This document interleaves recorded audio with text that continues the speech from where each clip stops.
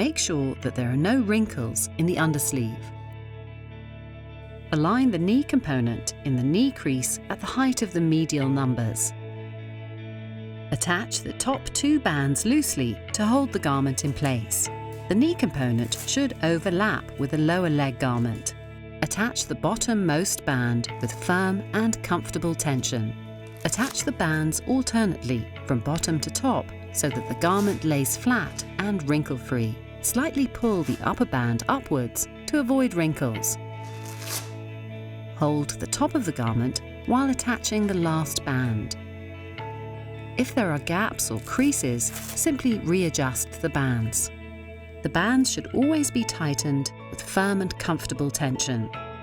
For an effective therapy, readjust the compression throughout the day.